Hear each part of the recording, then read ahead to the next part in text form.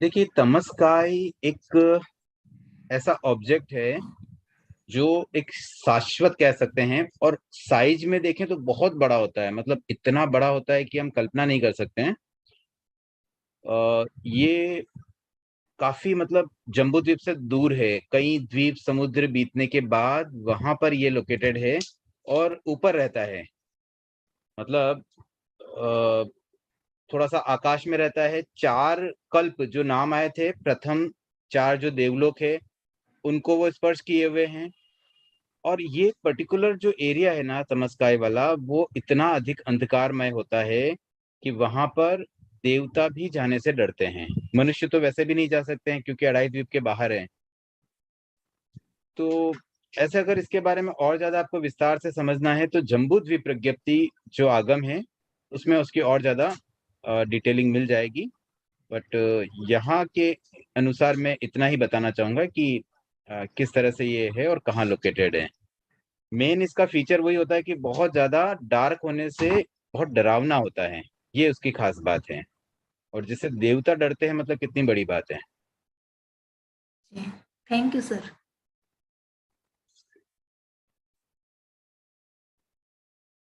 और कोई जिज्ञासा है?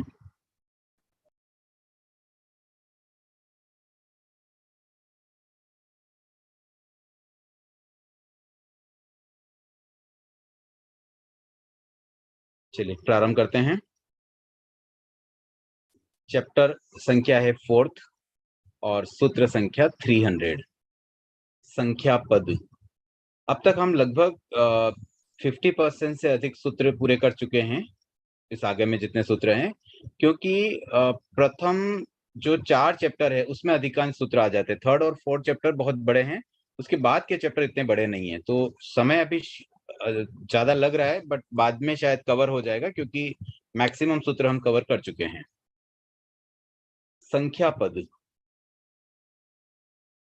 इसमें एक सूत्र है, एक चार प्रकार का होता है। एक एक का मतलब सिंगल नंबर वन, जो एक संख्या होती है उसके बारे में बताया गया है कि वो एक भी चार प्रकार का है। पहला है द्रव्य एक। द्रव्यत्व की दृष्टि से द्रव्य एक है।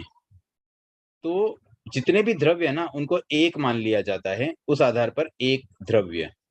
देन मात्रिका पद एक। मात्रिका पद का मतलब होता है जो सबकी माँ हो, जननी हो, जहां से सब बातों का जन्म होता है, मतलब मूल बात। तो वो जो मूल बात है उससे रिलेटेड जो पद होता है उसको बोलते हैं मात्रिका पद। और इसमें उत्पाद, व्यय और द्रव्यात्मक त्रिपदी का वर्णन होता है। ये जो तीन बातें हैं ना बहुत महत्वपूर्ण है। जैन धर्म का एक तरह से हम कह दें आधार है ये। उत्पाद, व्यय और द्रव्य। इसका अर्थ क्या होता है? उत्पाद का मतलब प्रोडक्शन, व्यय का मतलब एक्सपेंसेस, और द्रव्य का मतलब कंसिस्टेंसी। तो कोई भी द्रव्य, पदार्थ, एनीथिंग, वो उसमें ये तीनों बातें पाई जाती हैं। हम केवल उत्पाद को अगर स्वीकार करें तो प्रोडक्शन होता रहेगा, होता रहेगा, होता रहेगा, और उसकी संख्या बढ़ती ही जाएगी, निरंतर बढ़ती जाएगी। तो वो चीज भी असंभव हो जाएगी। मतलब एक एक स्टेज के बाद में वो तो मतलब स्पेस भी नहीं रहेगा, कहाँ उसको इकट्ठा करें। और अगर हम व्यय करते जाएं तो व्यय भी कब तक करेंगे? जितना स्टॉक है वो पूरा खाली हो गया, उसके बाद क्या?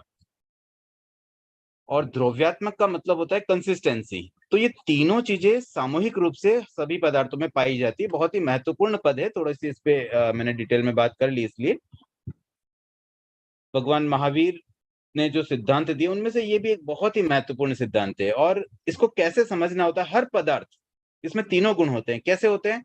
कि द्रव्य की दृष्टि से जो पदार्थ है ना वो द्रव्य की दृष्टि से कंसिस्टेंट है, लेकिन पर्यायों की दृष्टि से नए पर्याय आते हैं तो उत्पाद हो गया, और पुराने पर्याय जो समाप्त हो जाते हैं वो व्यय हो जाता है। तो इस तरह से कोई भी वस्तु में न्यू चीज एडिशन होते हैं, पुरानी चीज निकलती है, और कंसिस्टेंसी भी रहती है। इसको एक उदाहरण से समझते हैं। जैसे कोई संस्था, मान लीजिए तेरापंथी महासभा, अब कई वर्षों से, मतलब मुझे लगता है शायद 200 सालों से ये संस्था होगी एग्जिस्टेंस में। तो इस संस्था में नए व्यक्ति आते रहते हैं, नए मेंबर्स जुड़ते रहते हैं, वो हो गया उत्पाद। और पुराने मेंबर्स निकलते रहते हैं, वो जैसे किसी की डेथ हो गई तो वो निकल गए, तो वो हो गया व्यय। लेकिन इस सभा की कंसिस्टेंसी वो है द्रव्य।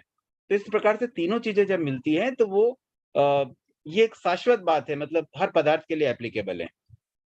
तो ऐसा जो मातृका पद है वो भी एक है। देन पर्याय भी एक है। पर्याय एक कैसे होता है कि ऐसे पर्यायत्व की दृष्टि से पर्याय एक है, मतलब बहुत सारे पर्याय है लेकिन सब पर्याय पर्याय एक, उस तरह से पर्याय एक है। और फिर संग्रह भी एक है। संग्रह एक कैसे होता है, जैसे बहुत सारी चीजें हैं, अब मान लीजिए हम कहते हैं कि 50 चीजें हैं, तो ऐसे तो बहुवचन हो जाता है, लेकिन उन सबको जब संग्रह नए की भाषा में कहते हैं, कंबाइंड रूप से हम एक शब्द में बोलते हैं, तो वो भी एक वचन हो जाता है। जैसे महिला मंडल, महिला मंडल एक वचन है, जबकि महिला मंडल में कितनी ही संख्या में महिलाएं होंगी। तो इस तरह से संग्रह एक, तो ये एक को, एक के चार प्रकार बताए गए हैं संख्या एक के। अब इसी प्रकार से अनेक, एक अनेक, अनेक का मतलब एक से अधिक, तो एक से अधिक जो होते हैं उसको कहते हैं अनेक, और उसके भी चार प्रकार हैं। उनके चार प्रकार क्या है, द्रव्य कति। कति शब्द एक्चुअली संस्कृत वर्ड है, कति का अर्थ होता है अनेक, कितने ही, कितने ही को बोलते हैं कति।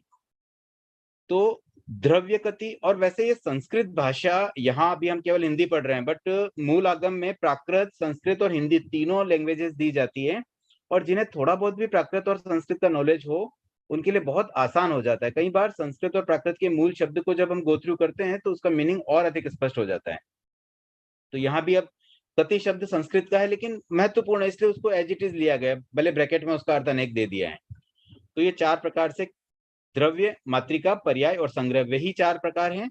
तो जैसे एक होता है वैसे अनेक भी होते हैं। द्रव्य भी किसी अपेक्षा से अनेक है, मात्रिका कति मतलब ये भी विविध नई की दृष्टि से अनेक है, और पर्याय में भी एक्चुअली पर्याय तो अनेक होते ही हैं, और संग्रह में भी वही बात है कि क्योंकि वहां पर अनेक वस्तुओं का संग्रह है तो उस अपेक्षा से वो अनेक भी है।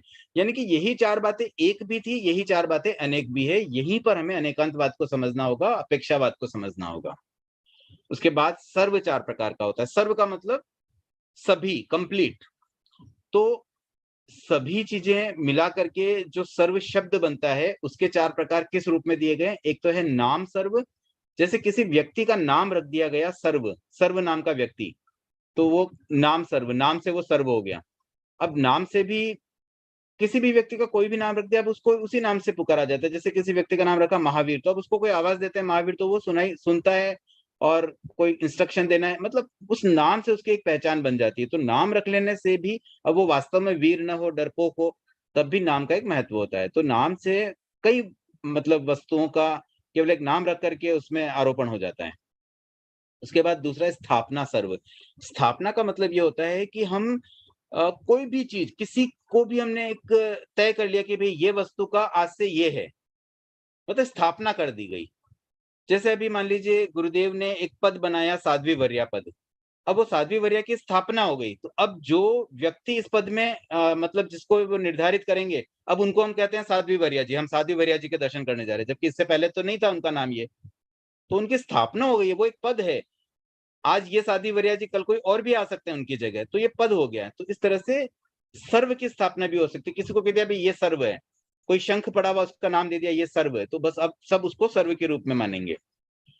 फिर एक होता है आदेश सर्व। उसमें ऐसा होता है कि कंप्लीट न होने पर भी ऑलमोस्ट जब कंप्लीशन की स्थिति होती है तो उसे आदेश सर्व में ले लेते हैं। जैसे कुछ कार्य बचा हुआ लेकिन ऑलमोस्ट हो गया, तो हम कह देते हैं भी सारा काम हो गया। फिर होता है निर्वशेष। निर्वशेष का मतलब कुछ भी अवशेष न बचा हुआ हो, यानी कि कंप्लीटली जो ट्रूली सर्व होता है वो निर्वशेष सर्व के अंतर्गत आता है, वास्तविक सर्व। तो ये संख्या पद में चार चार बातें आई थी। उसके आगे है कूट पद। कूट का मतलब होता है पर्वत पर जो शिखा होती है, मतलब चोटी होती है। पर्वत तो बहुत बड़े बड़े होते हैं लेकिन उसमें भी ऊपर की तरफ है ना एक पतली सी बहुत ऐसी लंबी एक चोटी जैसी बन जाती है, तो उन्हें कहते हैं कूट। ऐसे कूट शब्द के भी अनेक अर्थ है। कूट का मतलब गुप्त भी होता है, सीक्रेट भी होता है, बट यहाँ पर इस अर्थ में हमें उसे लेना है। तो मानुषोत्तर पर्वत जो कि पुष्कर द्वीप के मध्य में है, अर्ध पुष्कर द्वीप के जस्ट बाद, तो वहां पर उस पर्वत पर चारों दिशा कोणों में चार कूट हैं, मतलब चार साइड हो गए ना, तो एक दक्षिण पूर्व में। अब ये दिशा कोण जो आया ना, कोण शब्द आया, मतलब ये वी दिशा हो जाती है, इसको वी दिशा भी कह सकते हैं। एक तो उत्तर, दक्षिण, पूर्व और पश्चिम, ये जो 4 दिशाएं होती है उनको तो हम कहते हैं दिशा। और इन दोनों के मध्य में, मतलब उत्तर, नॉर्थ ईस्ट जो होती है ना, एक 45 डिग्री एंगल पर जो दिशा होती है, उसे हम कहते हैं विदिशा। तो ये जो कूट है वो विदिशाओं में है। एक है दक्षिण पूर्व में रत्नकूट, दूसरा है दक्षिण पश्चिम में रत्नोच्चय कूट, और पूर्वोत्तर में, पूर्व और उत्तर के मध्य में पूर्वोत्तर, वो है सर्व रत्नकूट, और पश्चिमोत्तर में है रत्न संचय कूट। और जैसा कि नाम से हम समझ पा रहे हैं, यहाँ पर बहुत रत्न है। पहले में रत्न है, उसमें और दूसरे में और अधिक है, तीसरे में और अधिक है, चौथे में और अधिक है। तो इस संसार में एक्चुअली बहुत खजाने भरे पड़े हैं, लेकिन हमारा वहां पर एक्सेस नहीं है, हम वहां पहुंच नहीं पाते हैं। कालचक्र पद।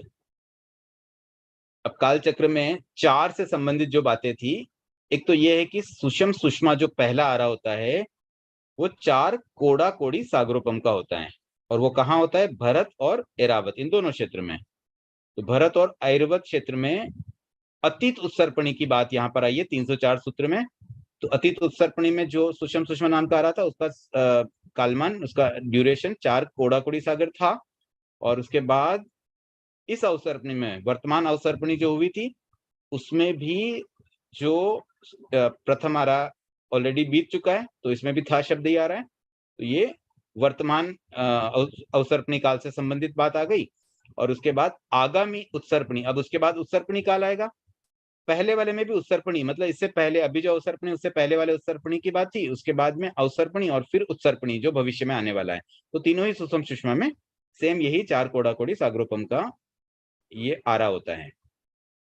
उसके आगे है अकर्म भूमि पद। अकर्म भूमियां, तो ये भूमियां ऐसे हम पूरा एक बार समझ चुके थे, मैप पर भी हमने देख ही लिया था जम्बू द्वीप में कितनी अकर्म भूमियां हैं, टोटल 6 अकर्म भूमियां हैं। तो यहाँ पर अब अलग अलग अपेक्षाओं से, कहीं 3 वाली चैप्टर में भी बहुत सारी बातें आई थी अकर्म भूमियों की, अभी 4 की अपेक्षा से हैं। तो इसमें क्या कर दिया, ऐसे तो 6 अकर्म भूमियां हैं, तो 2 को पहले ही छोड़ दिया, देवकुरु और उत्तर कुरु को छोड़कर। तो अगर 2 को छोड़ देंगे तो 4 ही बचेगी। तो उसके बाद में 4 अकर्म भूमियां हैं, हेमवत, हिरण्यवत, हरिवर्ष और रम्यक वर्ष। अब उन अकर्म भूमियों में 4 वेताड्य पर्वत है। देखिए, वेताड्य पर्वत वाली बात भी मैंने एक बार बताई थी, भरत क्षेत्र में और सभी अकर्म भूमियों में मिडिल में एक हॉरिजॉन्टली, मतलब पूर्व से पश्चिम की ओर फैला हुआ, बिल्कुल मध्य में, उत्तर और दक्षिण के बिल्कुल सेंटर में पूर्व से पश्चिम में फैला हुआ जो पर्वत होता है, सभी क्षेत्रों में जो भी मनुष्यों के रहने की भूमि है, चाहे कर्म भूमि हो या कर्म भूमि, वहां जो पर्वत होता है उसको वेताड्य पर्वत कहते हैं। तो ये जो अकर्म भूमियां, इनमें 4 वेताड्य पर्वत है, उनके नाम यहाँ दिए गए हैं, शब्दापाती, विकटापाती, गंधापाती और माल्यवत पर्याय। फिर इन 4 जो वेताड्य पर्वत है उनमें अगेन महर्दिक देव रहते हैं, जिनकी स्थिति पल्योपम की होती है, मतलब एक पल्योपम की स्थिति वाले। इन देवों के नाम है स्वाति, प्रभास, अरुण और पद्म। उसके आगे महाविदेह पद। महाविदेह जो क्षेत्र है ना जम्बू द्वीप के बिल्कुल बीचों बीच, उसके 4 पार्ट यहाँ पर बताए गए हैं। एक तो महाविदेह के ही 2 पार्ट है, पूर्व और पश्चिम। तो पश्चिम को अपर भी कहते हैं, पूर्व विदेह, अपर विदेह। और देवकुरु, उत्तर कुरु, ये 2 अकर्म भूमियां हैं जो महाविदेह क्षेत्र में ही आती है। मतलब एरिया वाइज अगर हम देखें तो जम्बू द्वीप को बिल्कुल बीचों बीच, मतलब मेरू पर्वत के नॉर्थ ईस्ट और पूर्व पश्चिम, ये सारी मतलब नॉर्थ साउथ और ईस्ट वेस्ट, ऐसे चारों ही दिशाओं में जो महाविदेह क्षेत्र का टोटल एरिया है, उसमें से एक्चुअली 8-8 स्टेट हर तरफ होती है, टोटल 32 उनके स्टेट्स होती, विजय बोलते हैं। उसके अतिरिक्त बीच में उत्तर कुरु और दक्षिण कुरु है। तो ऐसे टोटल महाविदेह क्षेत्र में ही ये 4 प्रकार कहे जा सकते हैं, भी उसी में ही आ जाता है। उसके आगे है पर्वत पद। अब ये सारी देखिए जम्बू द्वीप और उसके आगे धात्कीकर्ण, अर्ध पुष्कर, इन सब से रिलेटेड सारी बातें आएगी। तो most of the things Jambu Dvipa से संबंधित तो अलग अलग सूत्रों में आ जाएगी, और अंत में फिर एक ही सूत्र में वही बातें सारी धात्कीखंड और अर्ध पुष्कर के लिए भी समझनी होती है। अब पर्वतों के संबंध में है कि सब निषद और नीलवत वर्षधर पर्वतों की ऊंचाई। अब ये जो पर्वत है निषद और नीलवत, ये बड़े बड़े पर्वत है। मतलब एक भूमि जो रहने की भूमि है, चाहे कर्म भूमि में अकर्म भूमि, उनके बीच बीच में एक एक पर्वत आ जाते हैं। तो उनमें ही 2 बड़े बड़े पर्वत है, निषद और नीलवत। इन पर्वतों की ऊंचाई जो है, हाइट है, वो 400 योजन की है। तो उस अपेक्षा से 4 शब्द आया, इसलिए यहाँ पर उल्लेख आ गया। और ये जमीन में मतलब भीतर, जमीन के भीतर 400 कोस तक रहते हैं। मतलब कोई भी पर्वत ऐसे नहीं कि सीधा जमीन से स्टार्ट हो जाएगा, थोड़ा डीप होगा तभी वो खड़ा रह पाएगा। तो जमीन में भी उसका अस्तित्व 400 कोस तक होता है। उसके बाद जम्बू द्वीप के मंदर पर्वत, देखिए मंदर शब्द बार बार आएगा। मंदर का मतलब मेरू पर्वत है। मंदर, मेरू, ऐसे उसके भी बहुत सारे नाम है। जैसे तमस्काय के हमने 12 नाम कल पढ़े थे ना, वैसे ही मंदर पर्वत के भी बहुत सारे नाम है। उसका भी कहीं उल्लेख आगे शायद कहीं आएगा तो हम पढ़ेंगे। फिलहाल हम इतना समझ लें कि मंदर शब्द जहां भी आए वो मेरू पर्वत से ही उसका संबंध है, मतलब उसी का पर्यायवाची है ये। तो जम्बू द्वीप के मंदर पर्वत के पूर्व भाग में और सीता महानदी के उत्तर कुल में 4 वक्षस्कार पर्वत है। तो यहाँ जो 4 पर्वत है उनके नाम दिए गए हैं, चित्रकूट, पक्ष्मकूट, नलिनकूट और एक शैल। अब इसी प्रकार से सीता महानदी के दक्षिण कुल में भी 4 पर्वत है। फिर सितोदा महानदी, देखिए वहां पर 2 नदियां, मेरू पर्वत के दोनों तरफ में पूर्व और पश्चिम में 2 बड़ी बड़ी नदियां हैं, बहुत बड़ी नदियां, ये 500 योजन चौड़ी होती हैं। एक है सीता नदी और एक है सितोदा नदी। तो सितोदा के भी उत्तर और दक्षिण में 4-4 पर्वत है, और फिर सितोदा के भी उत्तर और दक्षिण में 4-4 पर्वत है। उसके बाद मैं सबके नामोल्लेख नहीं कर रहा हूँ, आप इसमें एक बार पढ़ सकते हैं, खाली ध्यान में रह जाए क्या है। देखिए इतने नाम याद तो हमें वैसे भी नहीं रह पाएंगे। जब कभी आवश्यकता हो, कोई चीज डीपली समझनी हो, किसी विषय पर गहरी जानकारी चाहिए, तब हम इसको पुनः रेफर कर सकते हैं। खाली ध्यान में रहे कि हाँ, चौथे चैप्टर में ये सब नाम आए थे। उसके आगे है जम्बू द्वीप, द्वीप के मंदर पर्वत के चारों दिशा कोणों में 4 वक्षस्कार पर्वत हैं। अब ये है मंदर पर्वत, मतलब मेरू पर्वत। मेरू पर्वत के 4 दिशा कोणों में, दिशा कोण में, दिशा कोण का मतलब वही विदिशा आ गई, और वहां पर जो पर्वत है उनके नाम यहाँ दिए गए हैं। उसके बाद है शलाका पुरुष पद। जम्बू द्वीप, द्वीप के महाविदेश क्षेत्र में कम से कम 4 अरहंत, 4 चक्रवर्ती और 4 बलदेव और 4 वासुदेव उत्पन्न हुए थे, उत्पन्न होते हैं और उत्पन्न होंगे। ये मिनिमम संख्या दी गई है, मैक्सिमम इससे ज्यादा हो सकते हैं।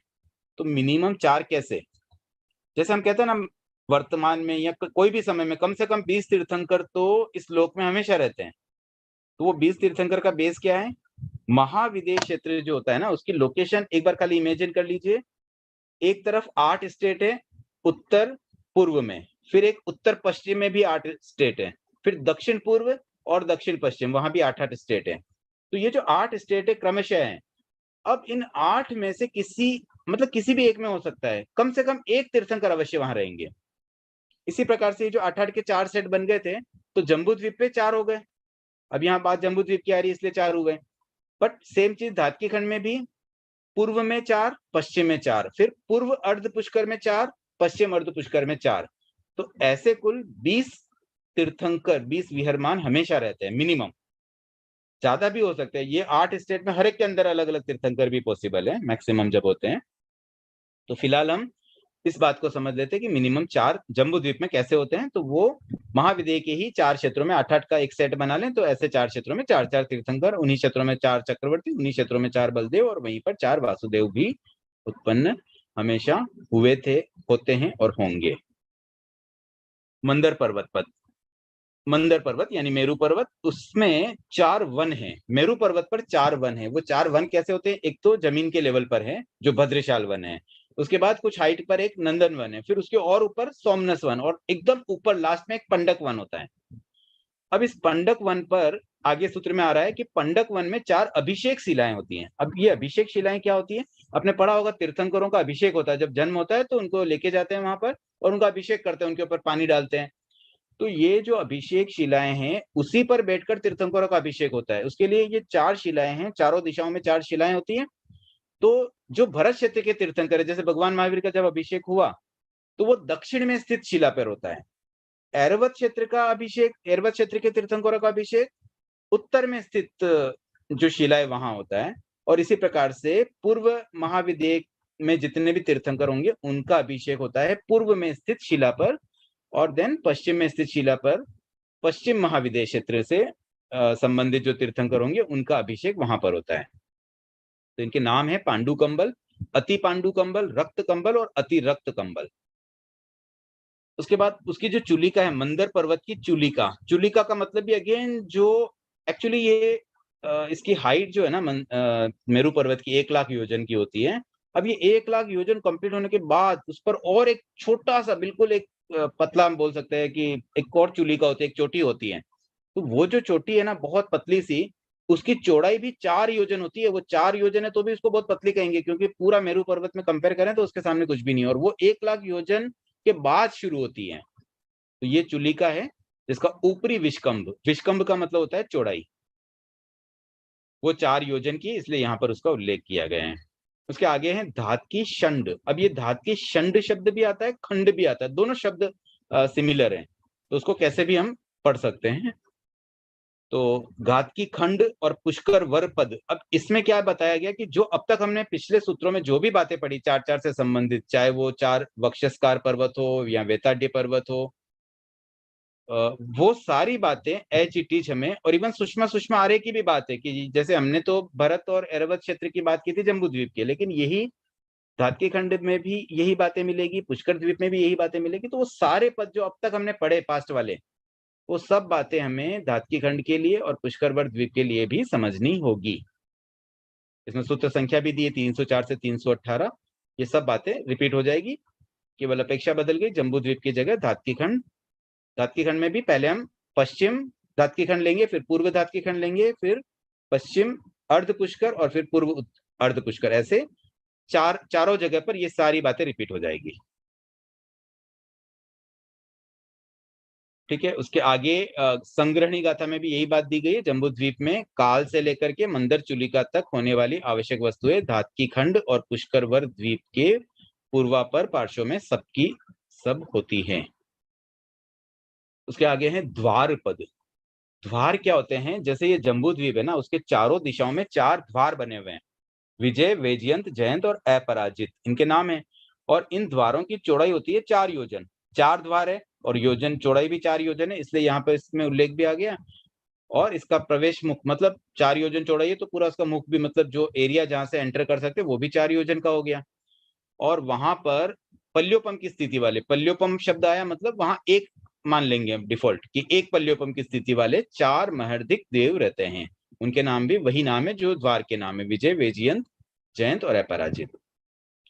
अब है ना अंतरद्वीप पद है। अंतरद्वीप कहाँ लोकेट होते हैं? ये जो जम्बू द्वीप है ना, उसमें एक तो हिमवत पर्वत और एक दूसरा ऊपर, ये साउथ में होता है हिमवत पर्वत, और ऊपर भी एक पर्वत है, संभवतः निषद होना चाहिए, तो उसके वो जहाँ खत्म होता है, मतलब वो ऐसे पूर्व से पश्चिम की ओर फैला हुआ है लोकेटेड नॉर्थ में, और साउथ में भी एक पर्वत है। तो जैसे वो पश्चिम में जहां समाप्त हुआ, अब वहां से ऐसे एक इस तरफ एक ऐसे 2 दाढ़ें निकलती हैं, और दूसरी तरफ भी वैसे 2 दाढ़ निकलती हैं। ये जो दाढ़ होती है ना, जैसे अपने दांतों की दाढ़ें होती है ना, उसी तरह से मान लीजिए इनकी कितना विस्तार होता है। मतलब सबसे पहले 300 योजन जाने पर एक द्वीप आएगा, उसके आगे फिर 400 योजन जाने पे दूसरा द्वीप, फिर 500 योजन पे तीसरा द्वीप, ऐसे टोटल 7 द्वीप होते हैं। 7 द्वीप एक तरफ, 7 द्वीप दूसरी तरफ, ये हो गया पूर्व में। ऐसे ही पश्चिम में भी 7 इधर 7 इधर, तो 7-7-14, 14-14 28, 28 हो गए साउथ में, फिर सेम 28 उत्तर में भी होते हैं। तो ऐसे 28 और 28 56। तो ये जो 56 द्वीप बने हुए हैं जम्बू द्वीप के बाहर लवण समुद्र में, उनको कहते हैं अंतरद्वीप, और यहाँ भी मनुष्य रहते हैं। अब ये जो अंतरद्वीप पद है, इसमें इन 56 अंतरद्वीपों पर रहने वाले मनुष्यों का उल्लेख है। वो मनुष्य किस प्रकार के होते हैं उसके बारे में यहाँ पर चर्चा होगी। ऐसे आपने कहीं अगर पढ़ा हो तो 30 अकर्म भूमि और 56 अंतरद्वीप, ऐसे 2 अलग अलग वर्ड आते हैं। कर्म भूमि तो है ये 15 कर्म भूमि, उसके बाद 30 अकर्म भूमियां और 56 अंतरद्वीप, ये सारी मतलब मनुष्यों के रहने की जगह है। तो इन अंतरद्वीपों के बारे में काफी विस्तार से अब यहाँ पे वर्णन आएगा। सबसे पहले हम देखते हैं कि जम्बू द्वीप के मंदर पर्वत के दक्षिण में शुल्ल हिमवत वर्षधर पर्वत के चारों दिक कोणों की और लवण समुद्र में लोकेटेड है। 300 योजन जाने पर 4 अंतरद्वीप हैं। तो ये अभी जो बात आ रही है ना, ये दक्षिण की आ रही है। दक्षिण में पूर्व और पश्चिम दोनों दिशाओं में 300 योजन इस तरफ, मतलब वहां से जो 2 लाइन निकल रही है, एक ऐसे और एक ऐसे, तो एक ऊपर की तरफ जा रही है, एक नीचे साउथ की तरफ जा रही है। तो उसमें 300 योजन जब ऊपर जाएंगे, वहां पर जो पहला द्वीप मिलेगा, वैसे टोटल 4 द्वीप है, उन चारों द्वीपों के नाम दिए गए हैं, एकोरूप, आभाषिक, वेशाणिक और लांगुलिक। तो इन द्वीपों की विशेषता क्या है? यहाँ पर सभी द्वीपों के नाम भी आएंगे और उनकी विशेषता भी आएगी। तो जैसे एकोरुक जो द्वीप है वहां के मनुष्य एक साथल घुटने के ऊपरी भाग वाले होते हैं, मतलब उनका बॉडी का शेप ऐसा है कि घुटने के जो ऊपरी भाग जितना ही उनका शरीर दिखाई देगा। उसके बाद आभाषिक जो द्वीप है वहां पर बोलने की क्षमता नहीं होती है, मतलब वहां के मनुष्य गूंगे होते हैं। वैशाणिक जो द्वीप है वहां पर सींग होते हैं, मनुष्यों के सींग लगे रहते हैं सिर पर।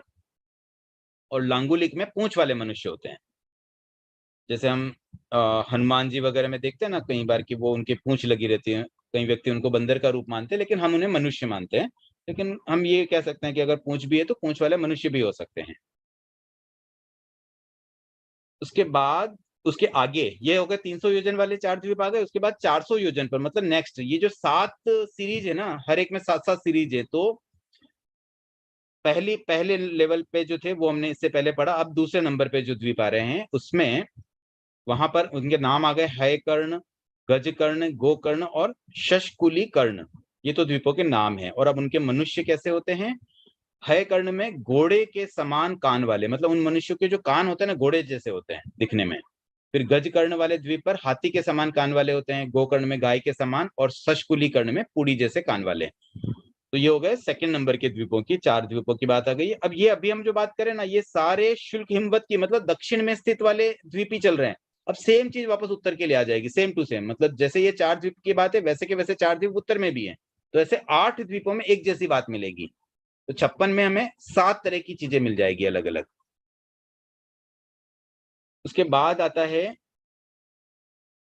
अब 500 योजन वाले, मतलब थर्ड नंबर के आदर्श मुख, मेष मुख, अयोमुख और गोमुख। अगेन इनके भी जो मुख है ना, मुख किस तरह के होते हैं वैसा उनका अलग अलग उल्लेख है। उसके बाद आगे 600 योजन पर, मतलब 4 नंबर का जो द्वीप है उसमें भी अगेन मुख के हिसाब से ही है। उनके भी 4 तरह के मुख बताए गए हैं, अश्व, हस्ती, सिंह और व्याघ्र। उसके आगे जो आता है द्वीप उसमें अगेन कानों वाली बात आ रही है, अश्वकर्ण, हस्तिकर्ण, अकर्ण और कर्ण प्रावरण। तो अकर्ण में बहुत छोटे कान वाले और कर्ण प्रावरण में विशाल कान वाले। तो ऐसे ये 4 कैटेगरी के मनुष्य हो गए। और उसके बाद 800 योजन पर उल्का मुख, मेघ मुख। अगेन यहाँ मुख वाली बात आ रही है, किनके मुख कैसे होते हैं वो विशेषण यहाँ पर दिया गया है। तो ये 4 द्वीपों की बात फिर से आ गई। तो इस प्रकार से हमने देखा इनके इनके यहाँ इस द्वीप में दांत नहीं। उसके बाद एक और है 7वां नंबर का। अब ये 7वें नंबर के जो द्वीप है वहां पर उनके दांतों की क्वालिटी अलग बताई गई है। तो ये जो 900 योजन ऊंचे जाने पर जो 4 द्वीप आएंगे वो गण दंत, लष्ट दंत, गूढ़ दंत और शुद्ध दंत। इनके दांत उस तरह से होते हैं अलग अलग तरह के।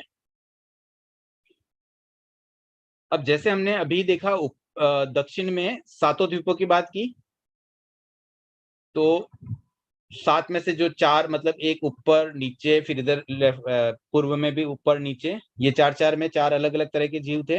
वैसे ही सेकंड नंबर, थर्ड नंबर, ऐसे 7। तो 7 चौक 28 तरह के हमने अलग अलग द्वीप देखे। अब सेम वैसे ही 28 द्वीप जो नॉर्थ में हैं उनमें भी वही सारे नाम के द्वीप है, वही टाइप के लोग हैं। सब कुछ सेम रेप्लीकेशन होता है, मतलब यूं समझ लो बीच में मिरर लगा हुआ, सब कुछ वैसे रेप्लीकेट हो रहा है। मनुष्य अलग हो जाएंगे लेकिन जो वहां बातें पाई जाती वो सब कॉमन है। तो उत्तर में शिखरी पर्वत है। शिखरी पर्वत के चारों दिक कोणों में, मतलब पूर्व पश्चिम में वैसा का वैसा, जैसे नीचे हिमवत पर्वत का था। तो ये सारी बात अंतर्द्वीप के संबंध में हमने आज देखी।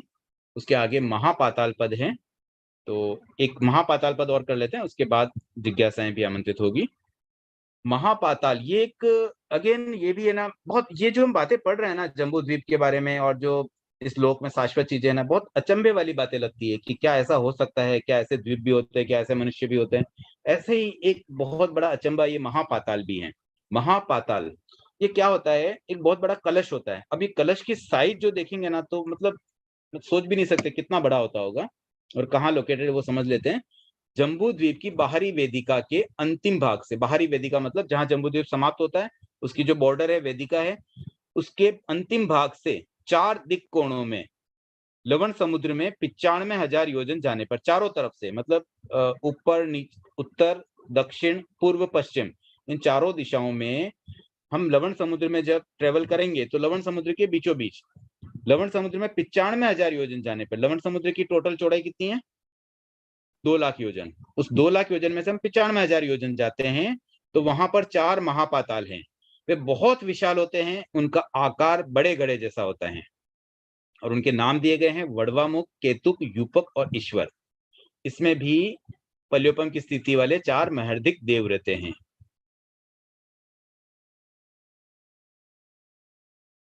ठीक है, एक बार हम यहाँ पर स्टॉप करते हैं। 330 सूत्र से कल करने का भाव है। जिज्ञासाएं आमंत्रित हैं।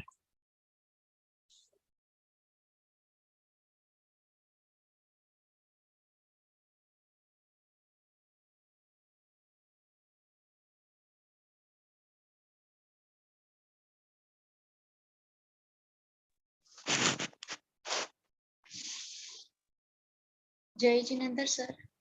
जय जिनेंद्र। ये कोड़ा कोड़ी का आपने उस दिन बताया था कि 10 पल्योपम और सागरोपम कितना होता है?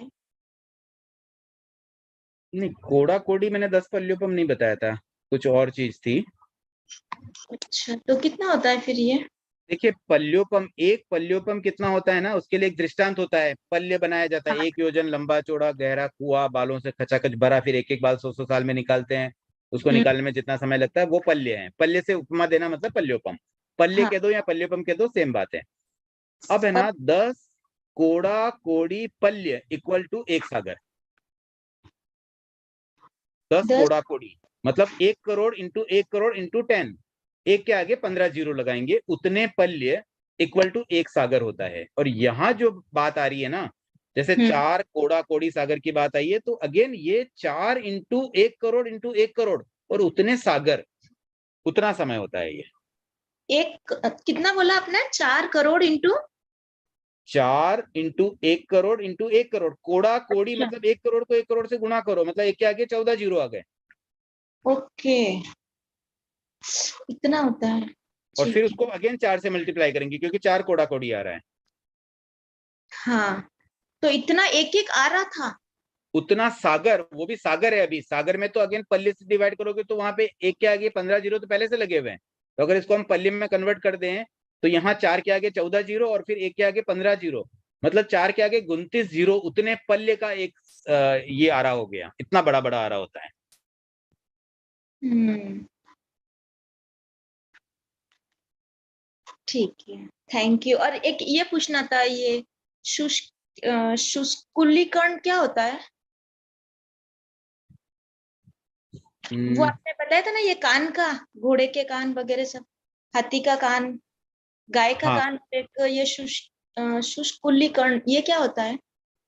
कौन से सूत्र में था ये? 322 में।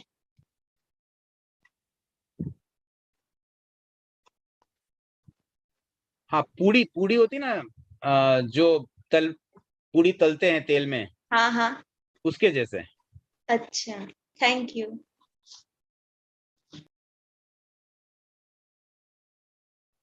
दुग्गत जी, अनम्यूट कीजिए।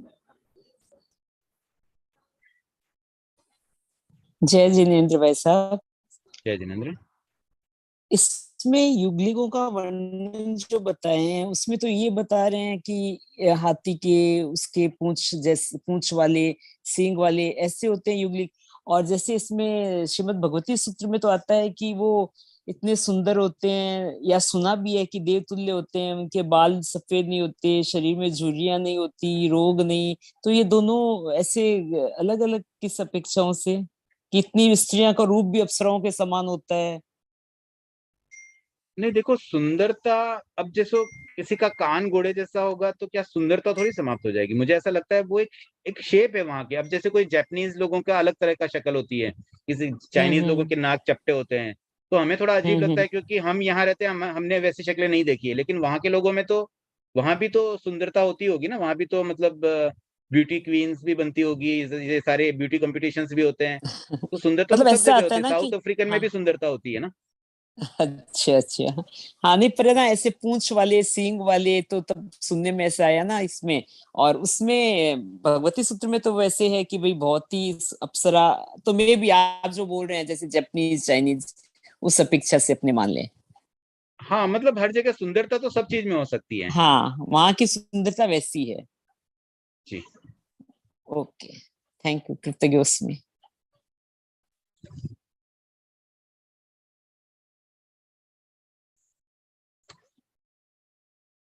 चलिए, आई थिंक और कोई जिज्ञासा नहीं है, समय भी हो गया, तो आज के लिए हम इतना ही रखते हैं। ओम अरहम।